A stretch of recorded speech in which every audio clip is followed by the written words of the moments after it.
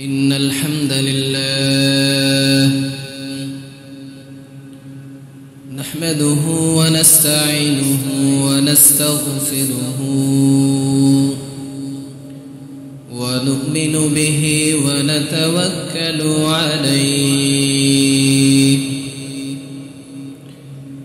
ونعوذ بالله من شرور أنفسنا ومن سيئات أعمالنا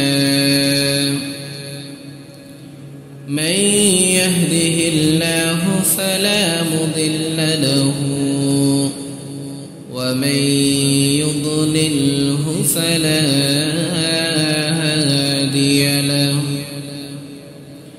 فلا نذير له ولا وزير له ولا مشير له ولا معين له ولا ضد له ولا ند له ولا مثل له ولا مثيل له ولا قبل له ولا بعد له ولا بداية له ولا نهاية له ونشهد أن سيدنا وسندنا وحبيبنا وحبيب ربنا وطبيبنا وطبيب قلوبنا وأعزنا وأجلنا وأتمنا ومأوانا محمدا عبده ورسوله وصفيه وخليله الذي أرسل إلى الناس كافة بشيرا ونذيرا وداعيا إلى الله بإذنه وسراجا وقمرا منيرا أما بعد فقد قال الله سبحانه وتعالى في محكم تنزيله المجيد وفي فرقانه الحميد أعوذ بالله من الشيطان الرجيم بسم الله الرحمن الرحيم ما آتاكم الرسول فخذوه وما نهاكم عنه فانتهوا وقال رسول الله صلى الله عليه وسلم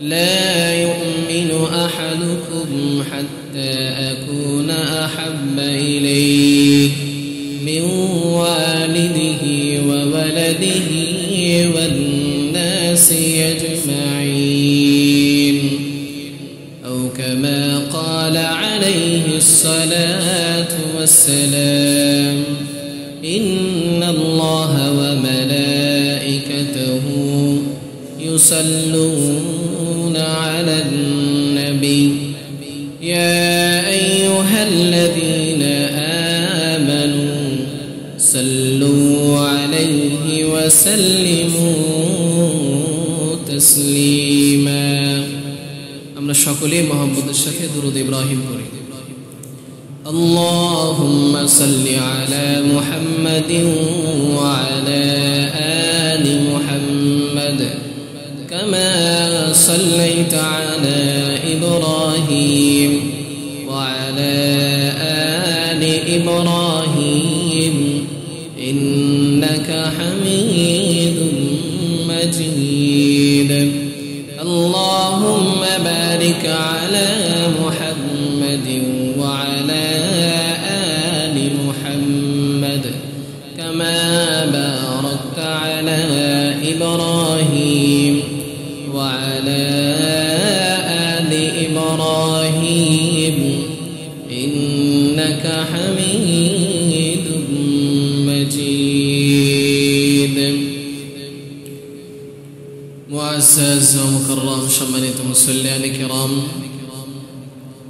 আল্লাহ জাল্লা জালালুহু ওয়া আম্মা নাওয়ালুহুর দরবারে অসংখ্য অগণিত শুকর ও সুজুদ যে মহান আল্লাহ তাআলা অত্যন্ত দয়া করে মায়া করে ভালোবেসে আমাদেরকে আরো একটি সপ্তাহ হায়াতে দীর্ঘ করে সুস্থ রেখে আল্লাহ তাআলার সবচেয়ে পছন্দের ঘর মসজিদে শ্রেষ্ঠতম দিন জুমার দিনে আগে আগে আসার কিছু দিনই আলোচনা বলা এবং শোনার তৌফিক দান করেছেন। আমরা সকলেই সে মহান আল্লাহ তাআলার দরবারে হৃদয়ের গহীন থেকে তারই শেখানো বাক্যে কালিমাত শুকর আদায় করি। সকলে বলি আলহামদুলিল্লাহ। আপনারা সকলে সুস্থ আছেন? আল্লাহ তাআলা আমাদের এই সুস্থতাকে আরো দীর্ঘায়িত করেন এবং আমরা এই সুস্থতাকে কাজে লাগিয়ে আখিরাতের সম্বল জোগাড় করতে পারি সেই তৌফিক দান করেন। মুহতারাম হাজিরিন, আপনারা সকলেই অবগত আছেন আজকে রবিউল আউয়াল মাসের 9 তারিখ। আচ্ছা বলুন তো আপনারা মাসের মধ্যে সর্বশ্রেষ্ঠ মাসের নাম কি? বলতে পারেন না? 12 মাসের মধ্যে সর্বশ্রেষ্ঠ মাসের নাম হচ্ছে রমজানুল মুবারক। সর্বশ্রেষ্ঠ মাসের নাম কি? রমজানুল মুবারক। এরপরে মর্যাদার দিক থেকে আল্লাহ তাআলা আরো 4টি মাসের কথা বলেছেন, যেটাকে আশহুরে হুরুম সম্মানিত মাস হিসেবে ঘোষণা করেছেন। 4 মাসকে, সেই 4 মাস হচ্ছে জিলকদ, জিলহজ, মুহররম এবং রজব। এ হচ্ছে 4 মাস। মোট কয় মাস চলে গেল? 5 মাস। এই 5 মাসের ব্যাপারে কোরআন এবং হাদিসে আমাদের করণীয়, আমাদের বর্জনীয়, ইসলামী শরিয়ায় তার দিক নির্দেশনা আল্লাহ তাআলা এবং তার পয়গম্বর নবী মুহাম্মদুর রাসূলুল্লাহ সাল্লাল্লাহু আলাইহি ওয়াসাল্লাম দিয়েছেন। রবিউল আউয়াল মাস এমন একটি মাস যে মাসের ব্যাপারে যদিও শরীয়তের পক্ষ থেকে কোনো দিক নির্দেশনা নেই, এই মাসে কি করতে হবে, এই মাসে কি করা যাবে না, বিশেষ কোনো আমলের বিধান রবিউল আউয়াল মাসে নেই। কিন্তু মুসলিম উম্মার কাছে ঐতিহাসিকভাবে এই মাসের মর্যাদা, এই মাসের গুরুত্ব অপরিসীম। কেন? কারণ ঐতিহাসিক বিদগণ এবং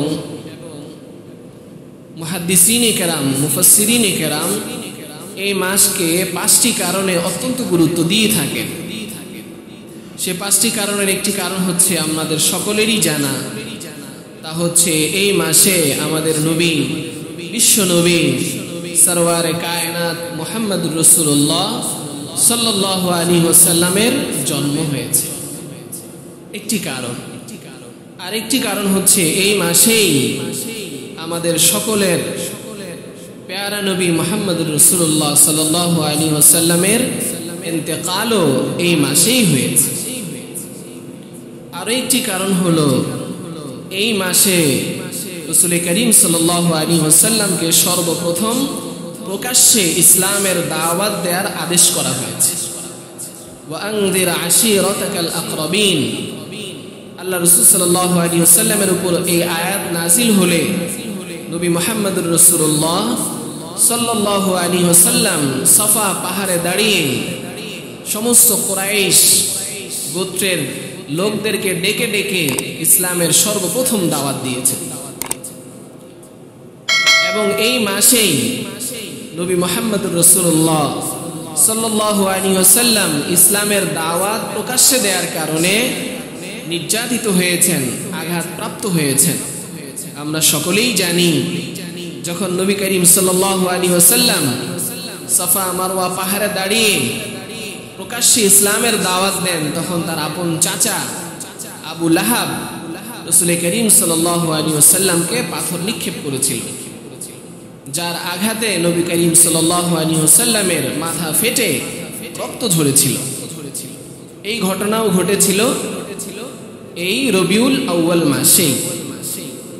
এই রবিউল আউয়াল মাস গুরুত্বপূর্ণ আরেকটি কারণ হচ্ছে এই মাসেই নবী করিম সাল্লাল্লাহু আলাইহি ওয়াসাল্লাম ইসলামকে সারা পৃথিবীতে ছড়িয়ে দেওয়ার লক্ষ্যে নিজের আপন ভূমি, জন্মভূমি, আত্মীয়দের ভূমি সবকিছুকে ছেড়ে, মক্কা ছেড়ে, বাইতুল্লাহ ছেড়ে আল্লাহ নবী সাল্লাল্লাহু আলাইহি ওয়াসাল্লাম মদিনার উদ্দেশ্যে হিজরত করেছিলেন।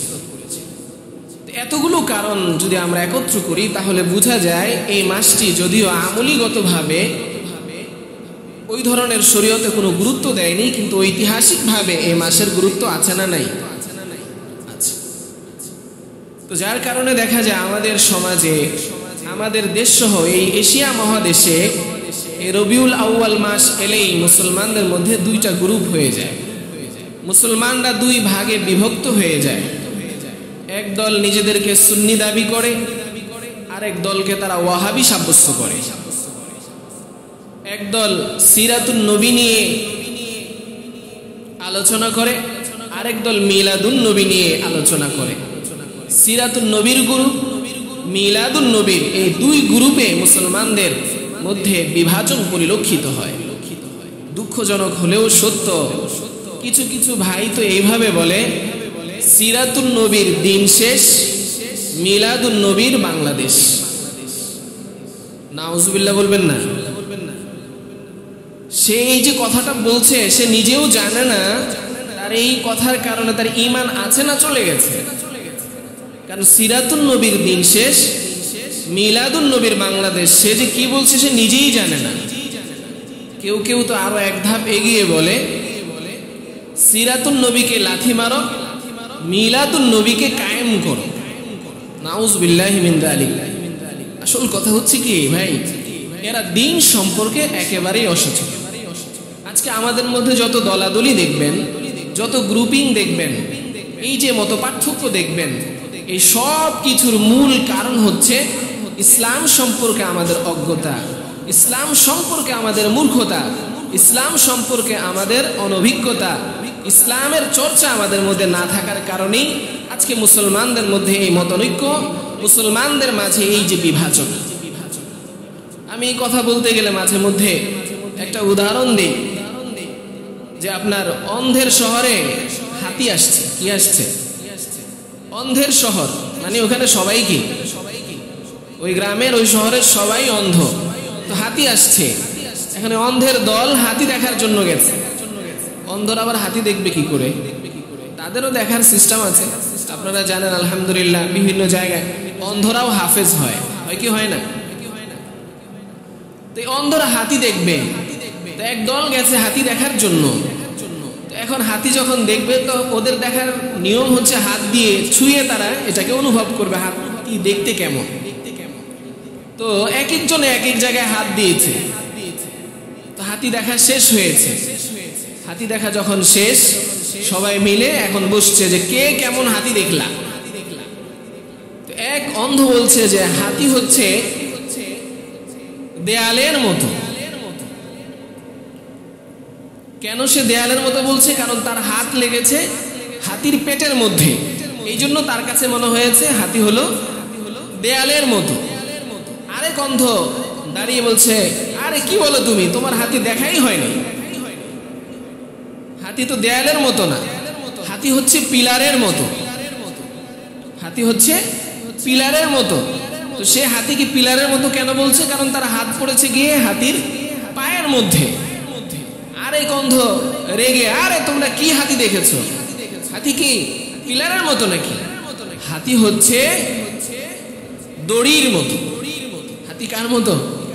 রশির মতো। সে রশির মতো কেন বলছে? কারণ সে হাতির লেজ ধরেছে। হাতির কি ধরেছে? লেজ ধরেছে। আরেকজনে দাঁড়িয়ে বলছে তোমার হাতি দেখাই হয় নাই, হাতি হচ্ছে কলার থোড়ার মতো। কলার থোড় চেনেন তো আপনারা, ওই যে যেখান দিয়ে কলা হয় আর কি। তো সেইটা কেন বলছে? কারণ সে কি করেছে? হাতির সুর ধরেছে। কি ধরেছে? হাতির সুর ধরেছে। আরেকজনে বলতেছে তোমাদের কারো হাতি দেখা হয় নাই, তোমরা যেগুলো বলছো একটাও এটা হাতি না, বরং হাতি হচ্ছে কুলার মতো। হাতি কি কুলার মতো? কেন সে বলছে? কারণ তার হাত পড়েছে গিয়ে কানে, হাতির কানের উপরে, যার কারণে তার কাছে মনে হচ্ছে হাতি কানের মতো, কি বলে কুলার মতো। লেগেছে সমস্ত অন্ধের মধ্যে মারামারি পিটাপিটি, কারণ অন্ধদের হাতে তো সবসময় কি থাকে? লাঠি থাকে। তাদের মারামারি করার জন্য লাঠি কি করা লাগে না, তালাশ করা লাগে না, বাস একজন আরেকজনের পিটিয়ে মোটামুটি আহত রক্তাক্ত হয়ে গেছে। সলিউশন কি? সমাধান কি? তো একজন যার চোখ আছে সে বলছে আরে অন্ধের দল, তোমরা তো হাতির এক একটা অংশ নিয়ে ওই অংশটাকেই পূর্ণ হাতি বানিয়ে ফেলেছ। আচ্ছা বলেন তো এদের দেখা কি ভুল ছিল? এরা ভুল করেনি, একদিক থেকে ভুল করেনি, আবার আরেক দিক থেকে তাদের এটা কি ছিল? ভুল ছিল। ভুল ছিল না কেন? কারণ তারা এক একটা অংশ যা দেখেছে তাই বলেছে। আর যেটা ভুল ছিল সেটা হচ্ছে তারা একটা অংশকেই, তারা এটাকে হাতি মনে করেছে, একটা অংশকে হাতি বলে স্বীকৃতি দিয়েছে। কিন্তু হাতি হচ্ছে সব কিছুর সমন্বয়, হচ্ছে হাতি। আজকে দেখা যায় আমাদের মধ্যে ইসলাম সম্পর্কে না জানার কারণে, ইসলাম সম্পর্কে না বোঝার কারণে আমি যেই দল করছি, আমি যেই দলের অনুসরণ করছি, আমি মনে করি আমিই ঠিক আছি, এটাই ইসলাম, এটাই ঠিক, আর বাকিরা সব গুমরাহ। কিসের কারণে? কারণ হচ্ছে তার ইসলাম সম্পর্কে না জানার কারণে। ইসলাম সম্পর্কে তার ওই যে অন্ধের মতো এক অংশ জানে, আর বাকি অংশ সম্পর্কে তার ধারণা নেই, জানাও নেই। আসলে এরা যে সিরাতুন নবী এবং মিলাদুন নবী দুইয়ের মধ্যে পার্থক্য করে আজকে এই সমাজের মধ্যে মুসলমানদের মধ্যে এই যে বিভাজন, এই যে পার্থক্যীকরণ, আসলে তারা সিরাতুন নবী কি মিলাদুন নবীকে এই সম্পর্কে তাদের ধারণাই নেই। সিরাতুন নবী, সিরাত মানে হচ্ছে জীবনী, আর নবী মানে হচ্ছে আমাদের নবী মুহাম্মদুর রাসূলুল্লাহ সাল্লাল্লাহু আলাইহি ওয়াসাল্লাম। তাহলে সিরাতুন নবীর অর্থ দাঁড়ালো আমাদের নবীর পূর্ণ জীবনী, পূর্ণ জীবন। আর মিলাদুন নবীর অর্থ হচ্ছে, মিলাদ শব্দের অর্থ হচ্ছে জন্ম। মিলাদ শব্দের অর্থ কি? জন্ম। আর নবী মানে আমাদের নবী মুহাম্মদুর রাসূলুল্লাহ সাল্লাল্লাহু আলাইহি ওয়াসাল্লাম। তা মিলাদুন নবীর অর্থ কি দাঁড়ালো? আমাদের নবী মুহাম্মদুর রাসূলুল্লাহ সাল্লাল্লাহু আলাইহি ওয়াসাল্লামের জন্ম। এখন আসেন রাসূল করিম সাল্লাল্লাহু আলাইহি ওয়াসাল্লামের জীবন যদি বলি, তাহলে এর মধ্যে মিলাদুন নবী আছে না নাই? কারণ জীবনের মধ্যে আল্লাহ রাসূল সাল্লাল্লাহু আলাইহি ওয়াসাল্লামের মিলাদুন নবী জন্ম আছে, আখলাকুন নবী আল্লাহ রাসূল সাল্লাল্লাহু আলাইহি ওয়াসাল্লামের আখলাক আছে, দালাইলুন নবী তিনি যে নবী ছিলেন তার প্রমাণ আছে, মুজিজাতুন নবী নবী করিম সাল্লাল্লাহু আলাইহি ওয়াসাল্লামের অলৌকিক ঘটনাবলী সব কিছুই কি আল্লাহ রাসূলের জীবনীর মধ্যে আছে, সিরাতুন নবীর মধ্যে আছে। তার মানে হচ্ছে মিলাদুন নবী সিরাতুন নবীর একটা অংশ মাত্র, ওই হাতির মতো আর কি। হাতির ওই পা ধরে যে মনে করছে এটাই হাতি, আসলে কি এটাই হাতি? ওইটা হাতি না, সবকিছু মিলিয়ে হচ্ছে হাতি। আজকে যারা মিলাদুন নবী নিয়ে লাফালাফি করেন, মিলাদুন নবীর স্লোগান দেন, আসলে তারা মিলাদুন নবী সম্পর্কে তাদের জানাই নেই, ধারণাই নেই। যার কারণে আমরা দেখেন না আমাদের সমাজে বলে আমরা মিলাদ পড়ি। মিলাদ কি পড়ার জিনিস? মিলাদ কি মানার জিনিস? কি বলেন? মিলাদুন নবী মানে আল্লাহ নবী সাল্লাল্লাহু আলাইহি ওয়াসাল্লামের জন্ম। জন্ম কি পড়া যায়? জন্ম কি নিজের জীবনে বাস্তবায়ন করা যায়? আপনারা কি বলেন? সম্ভব? সম্ভব না। কিন্তু সিরাতুন নবী, নবী করিম সাল্লাল্লাহু আলাইহি ওয়াসাল্লামের পূর্ণ জীবন, এখানে আমাদের মানার কিছু আছে না নাই? আমাদের পালন করার কিছু আছে না নাই? আছে। তার মানে মিলাদুন নবী, নবী করিম সাল্লাল্লাহু আলাইহি ওয়াসাল্লামের জন্ম, এটা আলোচনা করা যায়, এটা শুনলে আমাদের ঈমান বাড়বে, এটা আমাদের জানার বিষয়, কিন্তু এটা পড়ার বিষয় না, এটা মানারও বিষয় না, কারণ এটা আমাদের পক্ষে কোনোভাবেই সম্ভব না। আল্লাহ রাসূল সাল্লাল্লাহু আলাইহি ওয়াসাল্লামের জন্ম এত চমৎকার ভাবে হয়েছে, এটা কি পৃথিবীর কোনো মানুষের পক্ষে সম্ভব? কোনোভাবেই সম্ভব না। আমিনা রাদিয়াল্লাহু আনহার গর্ভে যখন নবী মুহাম্মদুর রাসূলুল্লাহ সাল্লাল্লাহু আলাইহি ওয়াসাল্লাম আসছেন, তো তিনি বলেন যে সাধারণত কোনো বাচ্চা যদি গর্ভে আসে তখন ওই মার বমি বমি ভাব আসে, সে কোনো কিছু খেতে পারে না, তার অসুস্থতা বোধ হয়, নানাবিধ তার সমস্যা হয় এবং তার আস্তে আস্তে পেট ফুলে যায়, আস্তে আস্তে তার পেট ভারী হয়ে যায়। কিন্তু নবী মুহাম্মদুর রাসূলুল্লাহ সাল্লাল্লাহু আলাইহি ওয়াসাল্লাম যখন থেকে আমার গর্ভে এসেছে তখন থেকে আমার এই ধরনের কোনো অবস্থাই সৃষ্টি হয়নি। একজন গর্ভবতী মহিলার যেই সমস্ত সিমটমগুলো হয়, তার যেই কষ্টগুলো হয়, তার কোনো কষ্টই আমার অনুভব হয়। বলেন তো আজকে আমাদের মা বোনদের যদি গর্ভে বাচ্চা আছে, এটা কি সম্ভব? এটা কি সম্ভব? তার মানে মিলাদুন নবী এটা পালন করার যোগ্যতা আমাদের মধ্যে নাই। হযরত আমিনা রাদিয়াল্লাহু আনহা বলেন যে রাসূল করিম সাল্লাল্লাহু আলাইহি ওয়াসাল্লাম আমার গর্ভে আসার পরে আমি যখন রাস্তা দিয়ে হাঁটতাম, তো যখন আমি কোনো গাছের পাশ দিয়ে হাঁটতাম, তো গাছের ডালগুলো আমার দিকে ঝুঁকে আমাকে সালাম করত, গাছের পাতাগুলো নেড়ে নেড়ে আমাকে বাতাস করত। আমি যখন সূর্যের আলোতে হাঁটতাম তখন একখণ্ড মেঘ এসে আমার মাথার উপরে ছায়া দিত। আমি যখন পাথরের উপরে হাঁটতাম আমার কাছে মনে হতো মরুভূমির পাথর উত্তপ্ত গরম হওয়ার কথা। আমি যখন উত্তপ্ত গরম পাথরের উপরে পা রাখতাম আমার কাছে মনে হতো আমি কোমল মোলায়েম কোন এক বিছানার উপরে পা রেখেছি। আমি যখন মরুভূমির বালুর উপরে পা রাখতাম এই উষ্ণ বালুগুলো আমার কাছে ফুলের পাপড়ির মতো মোলায়েম মনে হতো।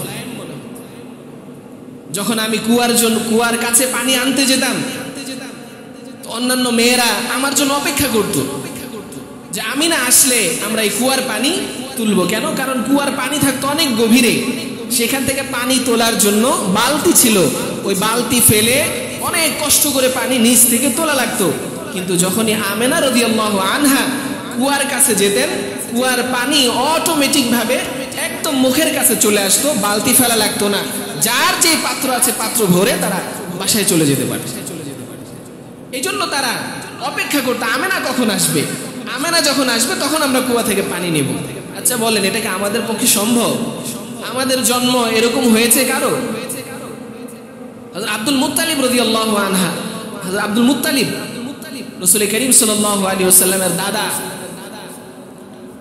তার স্ত্রীর কাছে বলছেন, আচ্ছা আমিনা, ওর তো স্বামী মারা গেছে, রাস্তার মানুষেরা, গ্রামের মানুষেরা কানাঘুষা করছে যে আমিনা এমন এক সুগন্ধি ব্যবহার করে,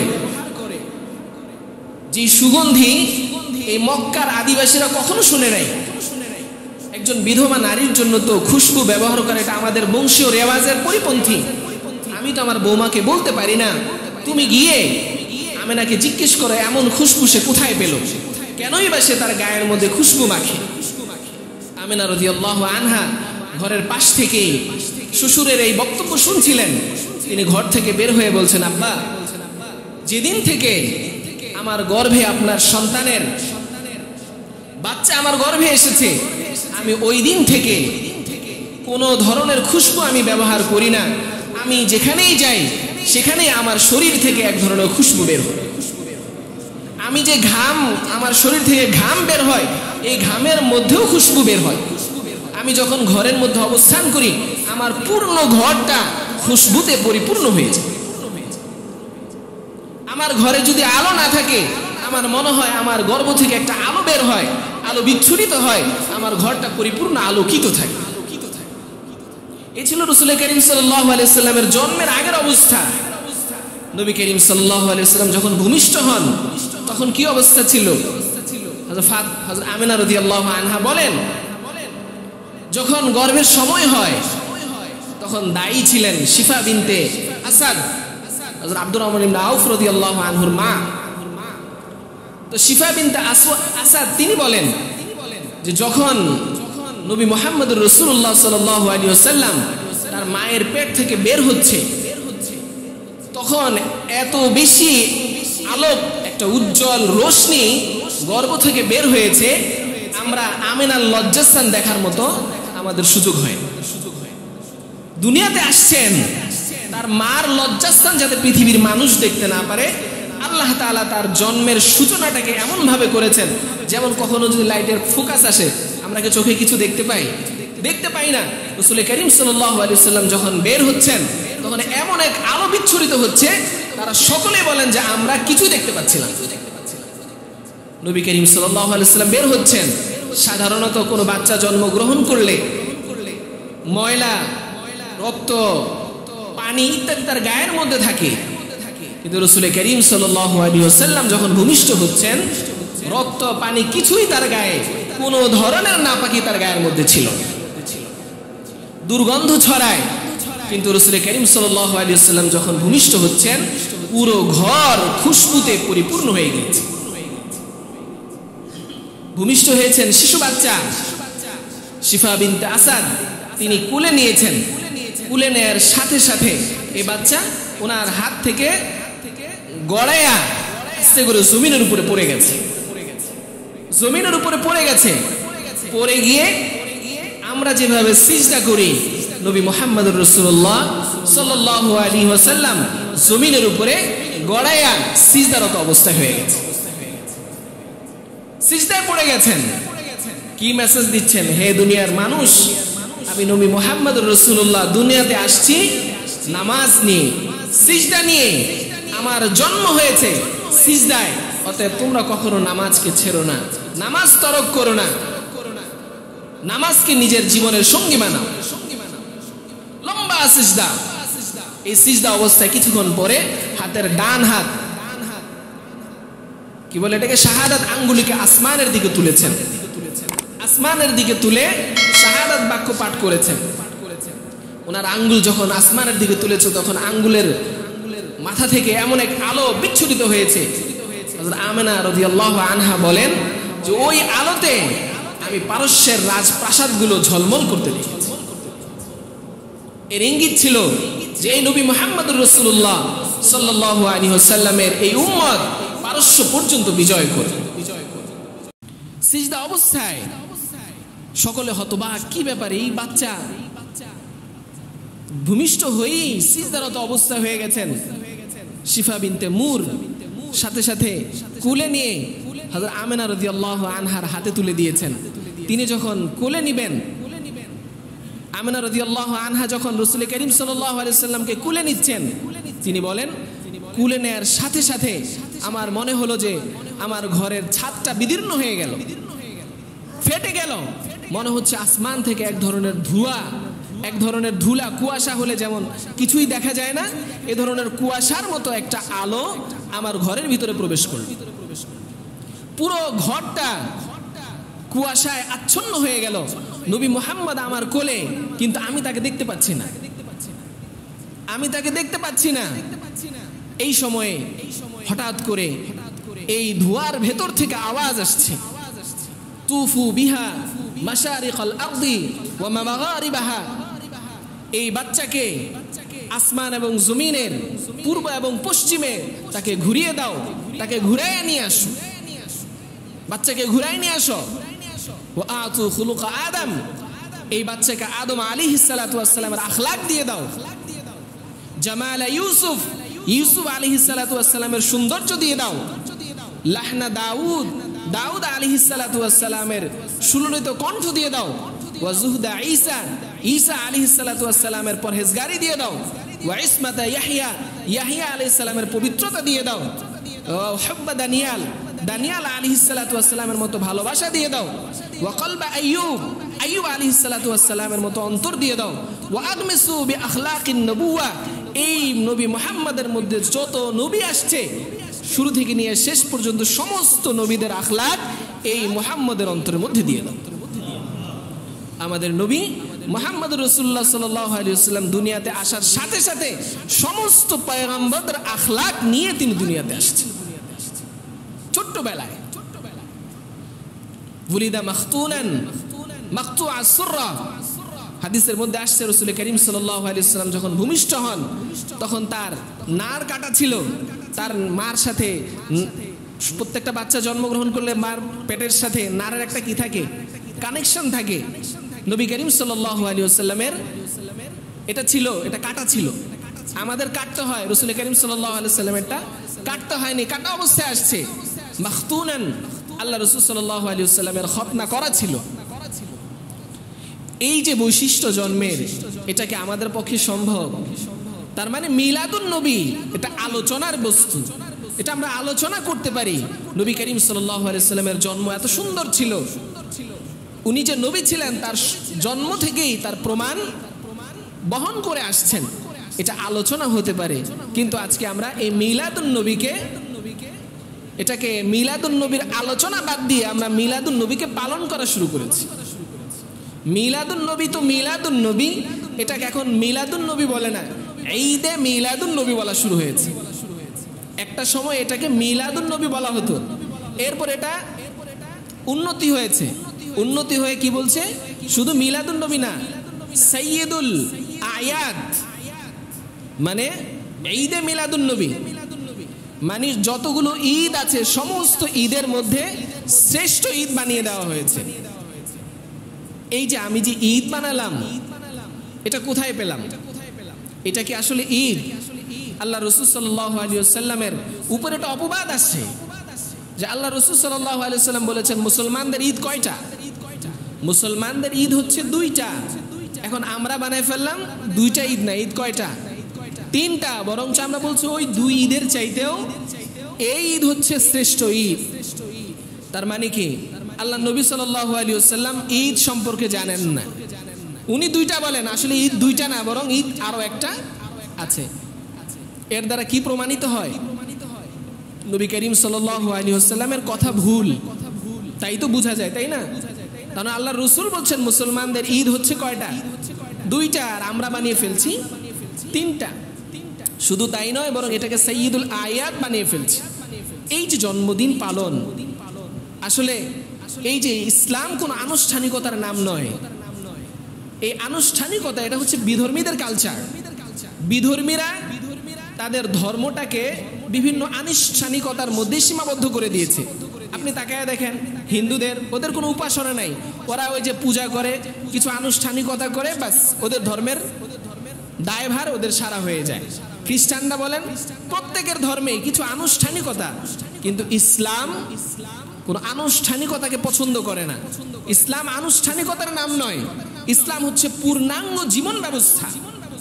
আমাদের যত আনন্দ আছে এই আনন্দগুলোও ইবাদতের মাধ্যমে হয়। আমরা যে ঈদুল আজহা, ঈদুল ফিতর উদযাপন করি, এগুলো মূলত কি? এগুলো একটা ইবাদত। আমরা ঈদুল ফিতরে নামাজ পড়ি, ঈদুল আজহায় নামাজ পড়ি, কুরবানি করি, সাদাকাতুল ফিতর দিই। তার মানে মুসলমানদের ঈদটাও ইবাদত, এটা আনুষ্ঠানিকতা না। কিন্তু আজকে আমরা মুসলমানরা এই যে ঈদে মিলাদুন নবী পালন করছি, আসলে এটা কোনো ইসলামী কোনো কালচার, ইসলামী কোনো নিয়ম, ইসলামী কোনো বিধানের মধ্যে এটা পড়ে না, বরং এটা ভাড়া করা, অন্য ধর্ম থেকে এটা ভাড়া করা। আপনি বলবেন কিভাবে? জন্মদিন উদযাপন করা, এটা সূচনা হয়েছে হযরত ঈসা আলাইহিস সালাতু ওয়াস সালামের জন্ম উদযাপনের মাধ্যমে। এই যে ওরা যে 25শে ডিসেম্বর বড়দিন উদযাপন করে, এটা কি উপলক্ষে? ঈসা আলাইহিস সালামের জন্মদিন উপলক্ষে। এরপর আপনারা জন্মাষ্টমী নাম শুনেছেন না? এটা কাদের মধ্যে? এটা হিন্দুদের মধ্যে। তার মানে জন্মদিন উদযাপন এগুলো কোনো মুসলমানদের কালচার নয়, এটা বিধর্মীদের কালচার। ঈসা আলাইহিস সালাতু ওয়াস সালামের যে জন্ম 25শে ডিসেম্বর, উনার ইন্তেকালের 300 বছর পর্যন্ত এই ধরনের কোনো নিয়ম ছিল না। 300 বছর পর্যন্ত হযরত ঈসা আলাইহিস সালামের জন্মদিন উদযাপন করা হয় নাই। 300 বছর পর এসে কিছু ধর্ম যাজক তারা বলল যে ঈসা আলাইহিস সালাম দুনিয়া থেকে চলে গেছেন, আমরা একটা কাজ করতে পারি, ওনার এই জন্মদিনটাকে কেন্দ্র করে আমরা একটা আয়োজন করতে পারি, সেখানে হযরত ঈসা আলাইহিস সালাতু ওয়াস সালামের জন্ম বৃত্তান্ত আলোচনা হবে। তাহলে আমরা ওনার আলোচনাগুলো শুনে অনুপ্রাণিত হব, আমরা নতুন করে আবার নিজেদের জীবনকে সাজাতে পারবো। এটা ভালো কথা না? ভালো কথা। তো যখন তারা এটাকে উদযাপন করা শুরু করলো, ওই সময়েও যারা গভীর জ্ঞানের অধিকারী ছিলেন, তারা বলছেন যে না, এ ধরনের নতুন কিছু এখানে প্রচলন ঘটানো যাবে না। কিন্তু তারা তাদের যুক্তির কাছে বেশি দিন টিকতে পারে নাই। দেখা গেছে হযরত ঈসা আলাইহিস সালাতু ওয়াস সালামের জন্মদিন তারা উদযাপন শুরু করলো। প্রথম দিকে যেটা ছিল সেটা হলো যে একজন দুইজন ধর্মযাজক তারা হযরত ঈসা আলাইহিস সালাতু ওয়াস সালামের জন্ম নিয়ে কিছু আলোচনা করতেন। আচ্ছা, আপনারা বলেন তো, এই যে কোরআনের মাহফিল হয়, এই যে জুমার দিন খতিব সাহেব যখন বয়ানে বসেন, মুসল্লি কি পরিমাণ থাকে? খুব বেশি থাকে। মানে এই ধরনের আলোচনায় লোক সমাগম কম হয়। এই সমস্ত আলোচনা শোনার ব্যাপারে আমাদের ইন্টারেস্ট একটু কম থাকে। কিন্তু যদি কোনো গানের আসর হয়, নাচের আসর হয়, সেখানে মানুষ জায়গা দেয়া যায়, টিকিটও খুঁজে পাওয়া যায় না। এই যে আমরা বিভিন্ন খেলায় দেখি যে টিকিটের জন্য কি হয়, মারামারি পর্যন্ত হয়। তাহলে বোঝা গেল এই ধর্মের কথা শোনার মতো মানুষের সময়, সেই মেধা এবং সেই মস্তিষ্ক আমাদের মধ্যে নাই। তো তারাও যখন এটাকে সূচনা করে, শুরু করে, দেখে তেমন বেশি লোকজন এখানে সমাগম হয় না, বিশেষ করে যুবকদের উপস্থিতি একেবারেই কম। তারা ভাবলো আমরা এত বড় একটা আয়োজন করছি, যুবকরা আসে না, তাহলে যুবকদেরকে কিভাবে এখানে আগ্রহী করা যায়, তাদেরকে কিভাবে আনা যায়। তো তারা কি করলো, এই অনুষ্ঠানের মধ্যে কিছু গান বাজনার ব্যবস্থা করলো। যখন গান বাজনার ব্যবস্থা করলো, এখন মোটামুটি কিছু মানুষ আসে, কিন্তু আরো অনেক মানুষই আসে না। তো তারা ধীরে ধীরে ভাবলো তাহলে গানের সাথে এখন আমরা কি করে দেই, নাচের ব্যবস্থা করি। এরপরে তারা এই গানের পাশাপাশি নাচের ব্যবস্থা করলো। যখন নাচের ব্যবস্থা করলো, দেখে যে এখন তো অনেক বেড়েছে, আরো কিভাবে বাড়ানো যায়। এরপরে তারা সেখানে মদ এবং জুয়ার আসরের ব্যবস্থা করে। আজকে এই যে জন্মদিন, বড়দিন, যিশু খ্রিস্টের জন্মদিন যে উদযাপন হয়, এটা তাদের দেশের বিভিন্ন পত্রপত্রিকার রিপোর্ট হচ্ছে যে বড়দিন উপলক্ষে এত পরিমাণে মদ্যপান হয়ে থাকে, এত পরিমাণে মদ বিক্রি হয় যেটা সারা বছরেও হয় না। এই বড়দিন উপলক্ষে এত বেশি দুর্ঘটনা, অনাকাঙ্ক্ষিত ঘটনা ঘটে থাকে যা সারা বছরেও ঘটে না। এই বড়দিন উপলক্ষে এত বেশি নারীরা তাদের সম্ভ্রম হারায়, ইজ্জত হারায়, ধর্ষণের শিকার হয় যা সারা বছরেও হয় না।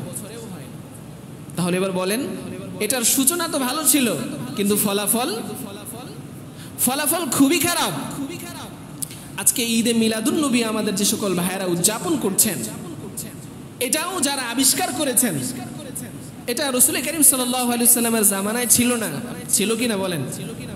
কমপক্ষে আমরা যারা একটু সচেতন, ইসলাম সম্পর্কে যারা কিছুটা হলেও পড়াশোনা করি, কোনো ইতিহাসের কোনো কিতাবে নাই, হাদিসের কোনো কিতাবের মধ্যে নাই যে নবী করিম সাল্লাল্লাহু আলাইহি ওয়াসাল্লাম নবুয়ত প্রাপ্তির যে 23 বছর, এই 23 বছরে রাসূল করিম সাল্লাল্লাহু আলাইহি ওয়াসাল্লাম কোনো একদিন তার জন্ম দিন উদযাপন করেছেন। কোনো ইতিহাসের কোনো নজির নেই, এর কোনো দৃষ্টান্ত নেই। রাসূল করিম সাল্লাল্লাহু আলাইহি ওয়াসাল্লামের ইন্তেকালের পরে সাহাবায়ে কেরাম তারাও এই ধরনের কোনো ঘটনা, তারাও রাসূল করিম সাল্লাল্লাহু আলাইহি ওয়াসাল্লামের জন্ম উদযাপন করেন নাই। বরং অনেক পরে এসে, প্রায় 1000 বছর পরে এসে একজন বাদশা সে ভাবলো যে ঈসা আলাইহিস সালাতু ওয়াস সালামের জন্মদিন উদযাপন করা হয়, তাহলে আমাদের নবী মুহাম্মদ রাসূলুল্লাহ সাল্লাল্লাহু আলাইহি ওয়াসাল্লামের জন্মদিন পালন করতে দোষের কি আছে? তো একজন বাদশা সে তার ঐকান্তিক ভালোবাসা থেকেই সে ভাবলো আমরাও আল্লাহ রাসূল সাল্লাল্লাহু আলাইহি ওয়াসাল্লামের জন্মদিনটা উদযাপন করি, আল্লাহ রাসূলকে একটু স্মরণ করি, তার ব্যাপারে কিছু আলোচনা হোক, মানুষের মধ্যে যাতে করে কিছু পরিবর্তন আসে। তো সে এটার সূচনা করেছে। কিন্তু বর্তমানে কি হচ্ছে? একটু আগে বললাম, আগে ছিল মিলাদুন নবী, এরপর হয়েছে ঈদে মিলাদুন নবী, এরপর হয়ে গেছে সাইয়্যিদুল আয়াদ, মানে শুধু ঈদ না, একেবারে ঈদেরও শ্রেষ্ঠ ঈদ। দুঃখজনক হলেও সত্য, আমি মাঝে মধ্যে যাই, দেখা যায় যে দেয়ালের মধ্যে এখন শুধু ঈদে মিলাদুন নবী পালন করা এটা আপনার ইখতিয়ার না, এখন তারা কি বলে, এটা পালন করা ফরজ। ঈদে মিলাদুন নবী পালন করা কি ফরজ। তার মানে এবার বলেন কোথায় নিয়ে গেছে? আল্লাহ রসুলের আলোচনা তো হয়ই না, জশ্নে জুলুস হয়, মিছিল হয়, বিভিন্ন ধরনের কাপড় চোপড়ের রং, বিভিন্ন রঙের কাপড় চোপড় পরে তারা র্যালি বের করে, ঢোল বাদ্য ইত্যাদি, জিলাপি বিতরণ ছাড়া আর কিছুই হয় না। তো এই জন্য দেখেন, এটা সেই ইহুদিদের সাথে ওই খ্রিস্টানদের সাথে আমাদের অবস্থার মিল হয়ে যাচ্ছে। তারা যেমন সূচনা করেছিল ভালো, কিন্তু ফলাফল খারাপ। তো আমাদের এটারও সূচনা ভালো ছিল। আজকে উলামায়ে কেরাম যদি এখান থেকে এর বিরুদ্ধে আলোচনা না করতেন, তাহলে এই ঈদে মিলাদুন্নবী কোথায় গিয়ে ঠেকতো, এটা আল্লাহ ছাড়ার কেউ ভালো বলতে পারে না। তো এই জন্য আমাদের সমাজ সচেতন যারা আছে তাদের উচিত হলো যে এইগুলো থেকে আমাদের নিজেদেরকে কি থাকা, বিরত থাকা। এটা তো যৌক্তিকেও বলে না। আচ্ছা বলেন তো, রাসূল করিম সাল্লাল্লাহু আলাইহি ওয়াসাল্লামের জন্ম এই যে 12ই রবিউল আউয়াল আমরা যারা উদযাপন করি, রাসূল করিম সাল্লাল্লাহু আলাইহি ওয়াসাল্লামের জন্ম যে 12ই রবিউল আউয়াল, এর কোনো কি নেই, নিশ্চয়তা নাই। ঐতিহাসিকগণ তারা আল্লাহ রাসূল সাল্লাল্লাহু আলাইহি ওয়াসাল্লামের জন্ম তারিখ নিয়ে মতানৈক্য করেছেন। কেউ কেউ বলেছেন 8ই রবিউল আউয়াল, কেউ বলেছেন 9ই রবিউল আউয়াল, কেউ বলেছেন 11ই রবিউল আউয়াল, কেউ বলেছেন 13ই রবিউল আউয়াল, 12ই রবিউল আউয়ালও আছে। তার মানে জন্মের ব্যাপারে কি আছে, সংশয় এবং মতভেদ আছে। কারণ একটা মানুষ যখন জন্মগ্রহণ করে, আমাদের এখানে আপনারা যারা সকলে উপস্থিত আছেন, অনেকের তালাশ করলে দেখা যাবে জন্ম কি নেই, জন্মের তারিখ ঠিক না। জন্ম ঠিক নাই আমি সেটা বলছি না, কি নেই, জন্মের তারিখ ঠিক নাই, এরকম না। আমাদের দেখা যাবে যে আগের যুগের আমাদের মা বোনেরা তারা জন্মের তারিখ হবে মনে রাখতেন না। তারা বলতেন যে ওই যে 1988 সালে বন্যার সময় তোমার কি হয়েছিল, জন্ম হয়েছিল 1988 সালের, 1998 সালের, মানে এইভাবে তারা একটা কি করে ঘটনাকে কেন্দ্র করে আমাদের জন্মের একটা সনদ দেয় যে তুমি অমুক তারিখে জন্ম হয়েছে। দেখা যাবে আমাদের অনেকের জন্মই এইভাবে। আপনাদের কথা কি বলবো, আমার জন্মের যে তারিখ এটা আমি সঠিকভাবে এখনো আমার আব্বা আম্মার কাছ থেকে পাইনি। তারা বলতে পারে না সঠিক করে, তারা বলে যে 88-তে তোমার জন্ম, যখন বন্যা হয় তখন তুমি এতটুকু ছিলা, এতটুকু। তার মানে মানুষ যখন জন্মগ্রহণ করে, আমাদের যে আমরা কিতাবাদি পড়ে আমাদের কওমি মাদ্রাসায়, আমাদের প্রত্যেকটা কিতাবের যারা লেখক হন তাদের জীবন এবং মৃত্যু কি করা লাগে, আমাদের মুখস্থ করা লাগে, ছাত্রদেরকে বলা লাগে। কারণ এই জন্ম মৃত্যুর সাথে ইসলামের অনেক ঐতিহাসিক বিষয়াদি জড়িত থাকে। তো দেখা যায় আমরা যত লেখক পাই খুঁজে, মেজরিটি অধিকাংশেরই জন্মের তারিখ কি হয় না, পাওয়া যায় না। কারণ একটা মানুষ যখন জন্মগ্রহণ করে তখন কেউ জানে না এর ভবিষ্যৎ কি হবে, এ ভবিষ্যতে কত বড় আলেম হবে, সে ভবিষ্যতে কোনো কি হবে না হবে এটা কি কেউ বলতে পারে? আজকে আমাদের দেশে গণ অভ্যুত্থান হয়েছে, যে সকল ছেলেরা এখন পার্লামেন্টে আছে এরা কোনোদিন ভাবছে যারা পার্লামেন্টে যাবে তারা নিজেরাই গভর্নমেন্টের কাজ করবে? এরা আন্দোলন করেছে, কিন্তু আজকে তারা কি হয়ে যাচ্ছে, ইতিহাসের সাক্ষী হয়ে যাবে। সারা পৃথিবীর মানুষ তাদেরকে চিনবে এবং জানবে। এরা কি কখনো ভেবেছিল? এসেছিল সরকারি চাকরির, যখন নিজেরাই কি হয়ে গেছে, সরকার হয়ে গেছে। তো মানুষের কে কি হবে, কার ভবিষ্যৎ কি হবে এটা কেউ বলতে পারে? ছোটবেলায় কার কি হবে কেউ বলতে পারে না, যার কারণে ছোট্টবেলায় তার জন্মের ঘটনাগুলো মানুষের জানা থাকে না। কিন্তু একটা মানুষ যখন বড় হয়ে যায়, যখন সে সারা পৃথিবীতে তার সুনাম সুখ্যাতি ছড়িয়ে পড়ে, এই মানুষটার যখন ইন্তেকাল হয়, এই মৃত্যুর সময়টা মানুষ কি রাখে, মনে রাখে। তো রাসূল করিম সাল্লাল্লাহু আলাইহি ওয়াসাল্লামের বেলাও তাই হয়েছে, তার ব্যতিক্রম হয়নি, ব্যত্যয় ঘটেনি। রাসূল করিম সাল্লাল্লাহু আলাইহি ওয়াসাল্লামের জন্ম সময় নিয়ে মতানৈক্য আছে, কিন্তু তার ইন্তেকাল 12ই রবিউল আউয়াল হয়েছে, এই ব্যাপারে কোনো সংশয় সন্দেহ নাই। সমস্ত ঐতিহাসিকগণ, মুহাদ্দিসিনে কেরাম, মুফাসসিরিনে কেরাম সকলেই সর্বসম্মতিক্রমে একমত যে রাসূল করিম সাল্লাল্লাহু আলাইহি ওয়াসাল্লামের ইন্তেকাল 12ই রবিউল আউয়াল। তাহলে জন্ম যদি 12ই রবিউল আউয়াল হয়, মৃত্যু যদি 12ই রবিউল আউয়াল হয়, আচ্ছা আপনারা বলেন তো, জন্ম এবং মৃত্যু যদি এক জায়গায় হয়, মানুষ কি সুখটাকে গ্রহণ করে নাকি শোককে গ্রহণ করে? যে রাসূল করিম সাল্লাল্লাহু আলাইহি ওয়াসাল্লামের জন্ম যদি ধরেই নেই আমরা 12ই রবিউল আউয়াল, আর আল্লাহ রাসূল সাল্লাল্লাহু আলাইহি ওয়াসাল্লামের মৃত্যুও 12ই রবিউল আউয়াল, তাহলে এই দিনটা কি ঈদের দিন হয়? আপনি নিজেকে একটু খেয়াল করেন যে আপনার বাবার জন্ম হচ্ছে ধরেন 10ই জানুয়ারি, কথার কথা 10ই জানুয়ারি, এই 10ই জানুয়ারিতে আপনার বাবার কি হয়েছে, ইন্তেকালও হয়ে গেছে। এখন কোনো একজন বন্ধু যদি আপনার বাড়িতে আসে, কিছুদিন পরে এই জন্মদিনে মৃত্যুদিনে আয়েশা যদি একটা বড় কেক নিয়ে এসে বলে যে এই নাও তোমার বাবার জন্মদিন তো এটা ছিল, এই নাও কেক কাটো, আনন্দ করি, ফুর্তি করি। কোনো প্রকৃত সন্তান, আপনাদেরটা বলতে পারবো না, আমি আমার কথা বলছি, কেউ যদি আয়েশা কোনো বন্ধু হোক আর যেই হোক, আমার বাবার মৃত্যুর দিবসে যদি আয়েশা আমাকে কেক কেটে বলে তোমার বাবার জন্মদিনও তো এটা, কি করো, কেক কাটো, আসো আনন্দ করি, আমি তো কখনো এটাকে অ্যালাউ করবো না। বরং যে আসবে আমি ওই বন্ধুর সাথে বন্ধুত্ব কি করব, বলবো তুমি আমার ঘর থেকে বের হয়ে যাও। এই দিন আমি আমার বাবাকে হারিয়েছি, এই দিন তো আমার আনন্দের দিন নেই, এই দিন তো আমার কষ্টের দিন। আমাদের দেশে একজনের জন্ম ছিল 1 তারিখে, আর একজনের মৃত্যু ছিল কি 1 তারিখ, আপনারা জানেন বিষয়টা। কিন্তু দেখা গেছে ওই দিনে তার জন্মদিন উদযাপন করতে দেওয়া হয়নি। কেন? কারণ যেই দিন শোকের, সেই দিনের আনন্দ সব কি হয়ে যায়, ম্লান হয়ে যায়। ঈদের দিন যদি কারো সন্তান মারা যায়, তার ওই আনন্দ কি আনন্দ থাকে? ওই ঈদ কি ঈদ থাকে? তার ওই ঈদের দিনটা হয়ে যায় শোকের দিন। ঠিক অনুরূপভাবে আমাদের নবী মুহাম্মদ রাসূলুল্লাহ সাল্লাল্লাহু আলাইহি ওয়াসাল্লাম 12ই রবিউল আউয়ালে জন্মগ্রহণ করেছেন কিনা এটা আমাদের নিশ্চিত জানা নেই, কিন্তু এই দিনে তিনি নিশ্চিতভাবে ইন্তেকাল করেছেন। এই দিনটা আমাদের জন্য ঈদ কিভাবে হয়? এই দিনটা আমাদের জন্য ঈদ কিভাবে হয়? এটা তো আমাদের শোকের দিন হওয়ার কথা ছিল, কষ্টের দিন হওয়ার কথা ছিল, কিন্তু আজকে আমরা না বুঝার কারণে, অজ্ঞতার কারণে আজকে আমরা এই দিনটাকে ঈদের দিন হিসেবে পালন করছি। আমার ভাই, এই জন্য আমি সকলের কাছে উদাত্ত আহ্বান রাখবো, ইসলামকে বুঝার চেষ্টা করি, ইসলামকে জানার চেষ্টা করি, আমরা যেন হুজুকে মাতাল না হয়ে যাই। কোথায় হচ্ছে আমরা যেন নিজেদেরকে ভাষায় না দিই, কেন হচ্ছে এটাকে জানার চেষ্টা করি, ইসলাম কি বলে। হ্যাঁ, গড্ডালিকার মতো নিজেকে যেন সকলের সাথে নিজেকে ভাষায় না দিই, কারণ ইসলাম এটাকে পছন্দ করে না। ইসলাম পছন্দ করে আগে জানো, বুঝো, তারপর আমল করো। আজকে আমরা দেখা যায় না জেনে না বুঝে ওই বাবা করে, ওই মা করে, ওই পূর্বপুরুষরা করে। এই নীতি ছিল কাফেরদের, এই নীতি ছিল কাফেরদের। রাসূল কারীম সাল্লাল্লাহু আলাইহি ওয়াসাল্লাম যখন তাদের কাছে দাওয়াত পৌঁছাতেন, তাদেরকে যখন ইসলামের দিকে ডাকতেন, তখন তাদের উত্তর ছিল যে আমরা আমাদের পূর্বপুরুষদেরকে, আমরা আমাদের বাপদাদাদেরকে এই অবস্থায় পেয়েছি, অতএব তুমি আমাদের পূর্বপুরুষদের ধর্ম ছাড়তে বলছো, অতএব আমরা আমাদের পূর্বপুরুষদের ধর্মকে কখনোই ছাড়বো না। তারা সবসময় দোহাই দিতেন পূর্বপুরুষদের, আমাদের পূর্বপুরুষদেরকে আমরা এই অবস্থায় পেয়েছি, অতএব আমরা এটা ছাড়তে পারবো না।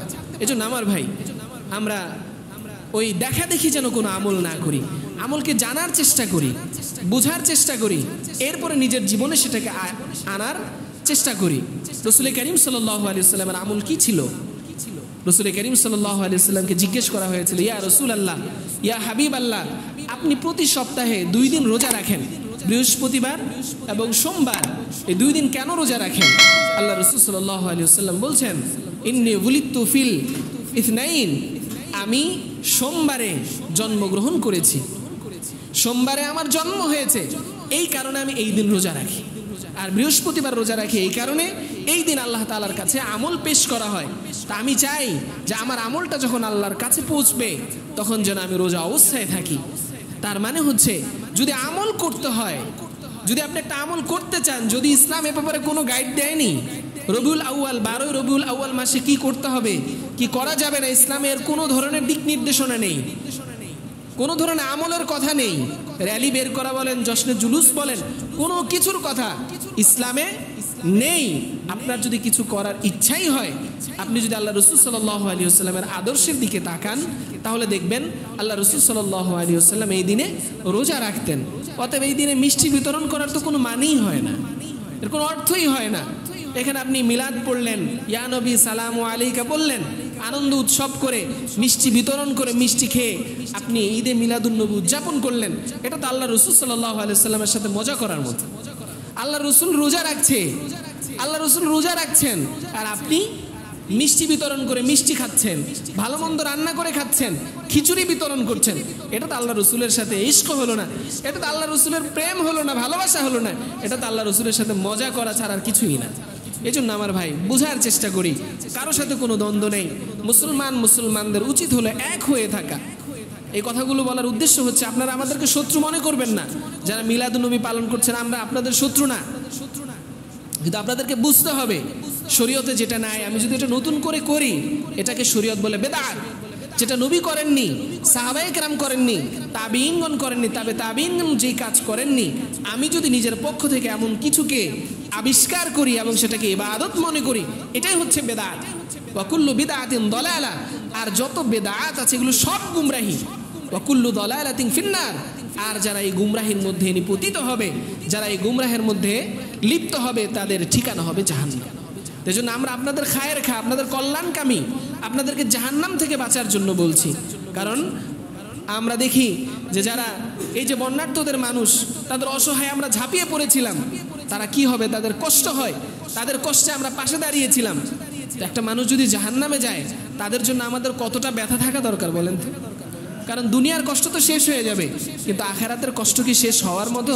এটা কখনোই শেষ হবে না।